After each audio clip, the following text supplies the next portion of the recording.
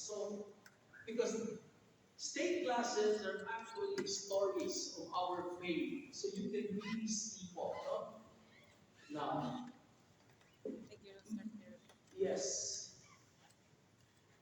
If you look at on that side, in 1531 po, there was a man by the name of Juan Diego.